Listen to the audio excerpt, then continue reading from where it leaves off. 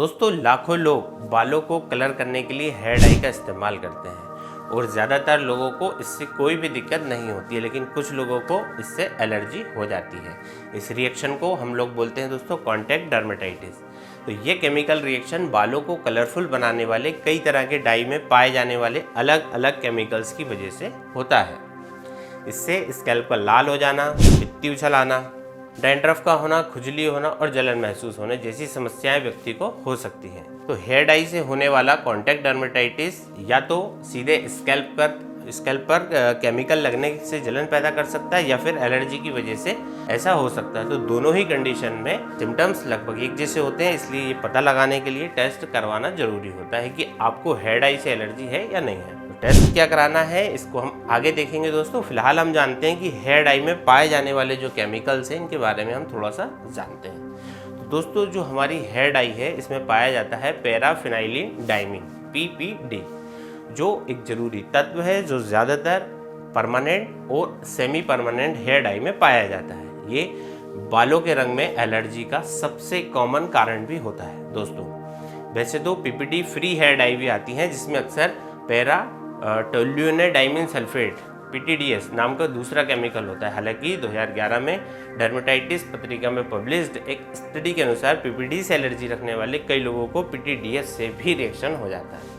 तो hair dye में पाए जाने वाले दूसरे केमिकल जैसे कि अमोनिया है, पेरोक्साइड है और खुशबू के लिए जो पदार्थ डाले जाते हैं फ्रेग्रेंस और पिगमेंट के लिए, तो ये भी जो है सीधे लगने से जलन पैदा कर सकते हैं या फिर एलर्जी का कारण ये बन सकते हैं। इसीलिए अगर आपको बालों को रंगने के लिए डाई का इस्तेमाल करते हैं तो हो सकता है कि आप उन 5% लोगों में से हो जिन्हें इससे एलर्जी हो जाती है। तो पैराफिनाइलिन डाइमीन यानी कि PPD ज़्यादातर बाजार में मिलने वाले हेयर डाई में पाया ही जाता है और वैसे ही पेरोक्साइड भी जो है लगभग हेयर डाई में पाया जाता है। तो जब ये दोनों मिलते हैं तो PPD यानी कि जो पार्शियल रूप से ये ऑक्सीडाइज होकर दोस्तों रंगीन हो जाता है। तो इस स्टेज में इससे एलर्जिक रिएक्शन आपको हो सकता है। तो आइए दोस्तों अब हम जानते हैं कि अगर आपको हेयर डाई से एलर्जी है तो उससे आपको क्या क्या परेशानियां हो सकती हैं। तो देखिए, हेयर डाई से एलर्जिक रिएक्शन के जो सिम्टम्स हैं, आपने जिसे डाई लगाया उसके 1 से 48 घंटे के अंदर आपको सिम्टम्स दिखाई देने लग जाते हैं। और हेयर डाई से होने वाली एलर्जी के जो कुछ कॉमन सिम्टम्स हैं जैसे कि डर्मेटाइटिस, तो ये हेयर डाई से एलर्जिक रिएक्शन का सबसे कॉमन सिम्टम्स है डर्मेटाइटिस। और बार बार इस्तेमाल करने से ये दिक्कत और भी ज़्यादा बढ़ जाती है दोस्तों। डर्मेटाइटिस की कंडीशन में स्किन में सूजन आ जाती है। इससे पीड़ित लोगों को पलकों, कानों और बालों के आसपास, दाढ़ी पे, गर्दन के आसपास लालिमा, खुजली और सूजन हो सकती है। जिन्हें PPD से सेंसिटिविटी हो जाती है उन्हें पहली बार इस्तेमाल करने के 10 दिन बाद तक कोई सिम्टम्स दिखाई नहीं देंगे। बाद में दोबारा इस्तेमाल करने के 6 से 72 घंटे में रिएक्शन होना स्टार्ट हो जाता है दोस्तों। दूसरे सिम्टम्स की बात करें तो आपको इससे हो सकता है अर्टिकेरिया।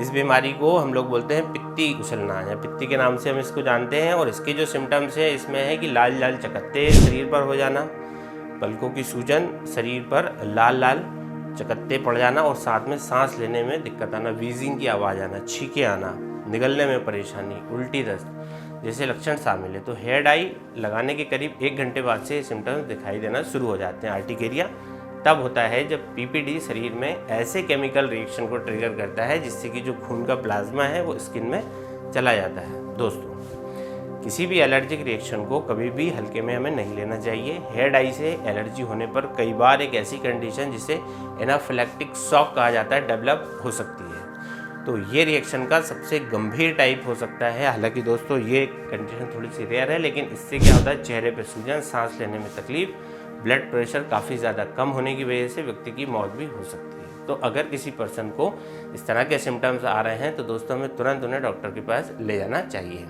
चलिए दोस्तों, तो आखिर अब आप कैसे पता करेंगे कि आपको कॉन्टैक्ट डर्मेटाइटिस है या नहीं। तो ये पता करने के लिए आपका जो हेयर डाई है इसमें मौजूद जो PPD है इससे आपको एलर्जी है कि नहीं है, इसके लिए आप एक पैच टेस्ट कर सकते हैं। इसके लिए आपको जो प्रोडक्ट है उसके साथ दिए गए डायरेक्शन को फॉलो करना होता है। तो आमतौर पर क्या होता है कि आपको कान के पीछे या कोहनी के अंदर थोड़ा सा एक घोल है जो कि डाई और डेवलपर को मिलाकर बनाया गया है, उसको लगाने के लिए कहा जाएगा।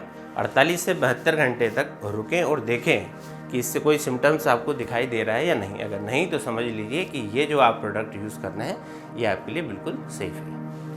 आप गर्भावस्था में भी हेयर डाई का इस्तेमाल कर सकते हैं कि जब आप प्रेगनेंसी में हेयर डाई या दूसरे बालों वाले प्रोडक्ट का इस्तेमाल करते हैं तो थोड़ी मात्रा में आपको पहले स्किन में टेस्ट जरूर कर लेना चाहिए। हालांकि आमतौर पर ये केमिकल बच्चों के विकास के लिए कोई नुकसानदायक नहीं माने जाते हैं, लेकिन भले ही एक 2005 में एक स्टडी में पाया गया था गर्भावस्था के दौरान जो लोग हेयर डाई इस्तेमाल करते हैं तो उनके बच्चों में कैंसर यानी कि न्यूरोब्लास्टोमा की बात कही गई थी। लेकिन दोस्तों ऐसे आगे की जो रिसर्च हुई, स्टडी हुई है, उसमें ऐसा कुछ भी नहीं पाया गया। तो ज़्यादातर जो रिसर्च है उनका ये कहना है कि गर्भावस्था के पहले या उसके दौरान हेयर प्रोडक्ट का इस्तेमाल करने से बच्चों में ट्यूमर होने का कोई खतरे की कोई संभावना नहीं है। तो अगर आप गर्भावस्था में hair colour, hair dye use करना चाहते हैं तो फूड एंड ड्रग एडमिनिस्ट्रेशन की इन सुरक्षा संबंधी सावधानियों को अपना सकते हैं कि वो क्या क्या है। देखिए दोस्तों, पैकेज पे दिए गए निर्देशों को आप ध्यान से पढ़ें। हेयर डाई लगाते समय आपको दस्ताने, ग्लव्स पहनना है और बताए गए समय से ज़्यादा देर तक आपको डाई जो है बालों में नहीं रहने देना है। हेयर डाई इस्तेमाल करने के बाद अपने स्कैल्प को अच्छी तरीके से धो लें। अगर आपको गर्भावस्था में हेयर डाई इस्तेमाल करने को लेकर कोई चिंता है तो अपने डॉक्टर से बात करें, या फिर किसी भी तरह के केमिकल वाले हेयर ट्रीटमेंट को बाद के लिए आप टाल सकते हैं। दोस्तों अब चलते हैं होम्योपैथिक ट्रीटमेंट के बारे में जानते हैं। इस उपचार का इस्तेमाल डॉक्टर की देखरेख में ही करना चाहिए। यह ट्रीटमेंट हर किसी के लिए अलग अलग असर कर सकता है, इसलिए खुद से दवा लेने से दोस्तों बचें। तो हेयर डाई से एलर्जी होने पर जो मेन दवाई दी जाती है वह है सल्फर 6। ये दमदमाहट और जलन वाली खुजली के साथ हेयर डाई एलर्जी के लिए सबसे अच्छी मेडिसिन मानी जाती है। इसमें स्किन सूखी रहती है, खुजलाने के बाद पेशेंट को आराम मिलता है। और होम्योपैथिक दवा सल्फर को चुनने के लिए जो सिम्टम्स होते हैं उसमें है कि नहाने से एलर्जी, स्किन का अनहेल्दी और गंदा सा दिखना, मीठा खाने की तीव्र इच्छा पेशेंट की होती है, पूरे शरीर से बहुत ज़्यादा उसको गर्मी लगती है। अगर इस तरह के सिम्टम्स मरीज को आ रहे हैं तो आपको प्रयोग करनी है सल्फर 6 2-2 बूंद दिन में 3 बार डायरेक्टली ऑन टन। दोस्तों सल्फर को 6 पोटेंसी में देना ही ज़्यादा अच्छा माना गया है। इसके अलावा सेकेंड नंबर दवाई है एपिसमेल 30। ये भी दी जा सकती है और ये उन लोगों के लिए बहुत ज़्यादा कारगर रहती है जिन्हें पित्ती के साथ तेज खुजली और उसमें जलन होती है। इसमें स्किन में सूजन आ जाती है और कभी कभार चेहरे पर भी पेशेंट को हेयर डाई के बाद सूजन आने लगती है। इसमें काम ये करती है और ठंडा लगाने से पेशेंट को आराम मिलता है। ऐसे यदि सिम्टम्स है, साथ में एलर्जिक रेसेस हो रहे हैं तो एपिसमेल 30 बहुत ही ज़्यादा कारगर है, 2-2 बूंद दिन में 3 बार। फिर आती है हमारी नेक्स्ट मेडिसिन, दवा नंबर 3 आर्सेनिक एल्बम 30। ये भी हेयर डाई एलर्जी के लिए बहुत ही ज़्यादा कारगर दवा है। खुजली, जलन, सूजन, एडिमा होने पर आर्सेनिक एल्बम 30 देने की सलाह दी जाती है, जिसमें स्किन सूखी, खुरदुरी और पपड़ीदार हो जाती है।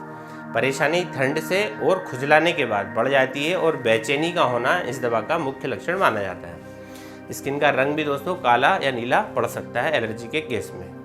2-2 बूंद दिन में 3 बार। नेक्स्ट मेडिसिन है नेट्रम्ब्यूट 30, जो कि हेयर डाई के लिए बहुत ज़्यादा कारगर है। यदि पेशेंट को सूखे दाने होते हैं, खासकर स्कैल्प के आसपास, उसको स्किन लाल, कच्ची और सूजी हुई हो जाती है, इसमें पपड़ीदार दाने निकल आते हैं और गर्म कमरे में खुजली बहुत ज़्यादा पेशेंट की बढ़ जाती है। खुले वातावरण में जाने से पेशेंट को आराम मिलता है। तो आमतौर पर सभी पेशेंट में नमक की डिज़ायर भी खाने की देखी जाती है, इसमें नेट्रम्ब्यूट ज़्यादा सूट करती है। इसका भी दोस्तों वही डोज रहेगा, 2-2 बूंद दिन में सुबह शाम लेना है आपको। दोस्तों लास्ट मेडिसिन है CPR 200। खुजली होने पर यह दवा दी जाती है, जो कि खुजलाने से भी कम नहीं होती है। स्कैल्प पर दाद जैसे रेसेस हो जाते हैं, पित्ती जो कि खुले वातावरण में खराब होती है और गर्म कमरे में आराम मिलता है, तो उसका इलाज हम CPR से करते हैं। तो ऐसे सिम्टम्स मिलने पर आप CPR को 200 पोटेंसी में 2-2 बूंद सुबह और रात को डायरेक्टली ऑन टंग पे ले सकते हैं हेयर डाई एलर्जी के केस में। दोस्तों आशा करता हूँ कि अब आप अच्छे से समझ गए होंगे कि हेयर डाई एलर्जी के बारे में और उसके होम्योपैथिक ट्रीटमेंट के बारे में। दोस्तों वीडियो में बताई गई दवाइयों का प्रयोग आप कर सकते हैं, यूज़ कर सकते हैं आप इसको, और आपके परिचित में यदि किसी को हेयर डाई से एलर्जी की समस्या है तो उसको बताएं कि होम्योपैथिक से इसका इलाज संभव है। दोस्तों चैनल को अभी तक सब्सक्राइब नहीं किया, सब्सक्राइब कर लीजिए और मुझे दीजिए अब इजाज़त। मैं डॉक्टर पाटीदार, धन्यवाद।